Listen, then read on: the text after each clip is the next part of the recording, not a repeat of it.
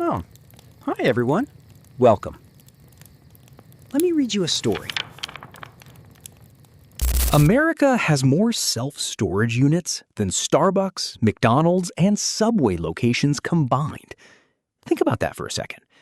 You can drive through almost any suburb in the country and find a giant, colorful concrete complex behind a chain-link fence.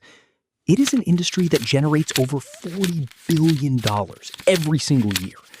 But the real answer to why they are everywhere is far stranger than you think. Right now, roughly 1 in 10 American households pays a monthly subscription fee for an extra room they don't live in. They pack it with old furniture, holiday decorations, and boxes they might never open again. Why do millions of people buy things only to immediately pay rent to hide them away? What is it about the United States that turns empty, windowless boxes into one of the most profitable pieces of real estate on Earth? If you ask most people, they will tell you it is a space problem. They assume that modern apartments are getting smaller, or that families are getting crowded into tight urban spaces. It makes perfect sense on the surface. But the data shows the exact opposite is true. Since the 1970s, the size of the average American single-family home has actually ballooned by over 1,000 square feet. At the same time, the average family size has shrunk.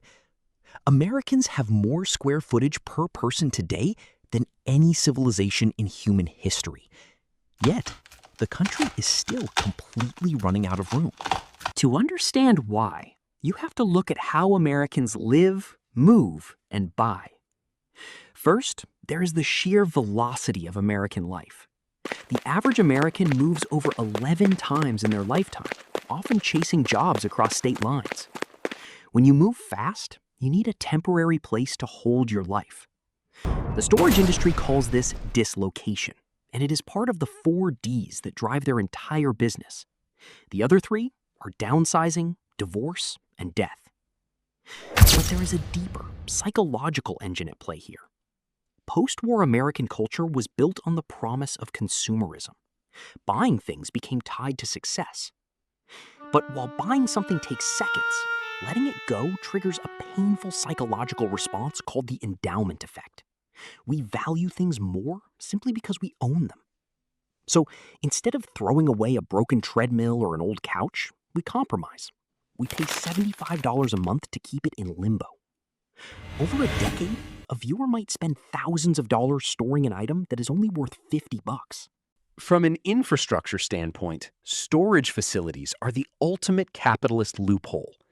They are incredibly cheap to build. They do not require plumbing, heavy electricity, or complex maintenance. For a land developer, a storage unit is a low-risk placeholder. They can buy cheap suburban land, build metal boxes to collect steady cash, and wait for the surrounding area to become valuable enough to sell to a massive retail developer. Local neighborhood associations actually encourage this.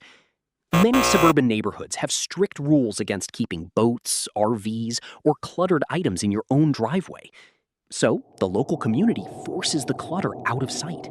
Ultimately, America has so many storage units because it is a country designed for endless accumulation. The physical space inside our homes simply cannot keep up with our psychological desire to hold on to the past.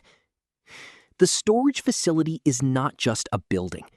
It is a physical manifestation of a society that moves fast, buys fast, and hates letting go. Next time you pass those giant metal roll-up doors, you are not just looking at extra space. You are looking at the overflow of the American dream. And the end. What do you think? Want more stories? Subscribe.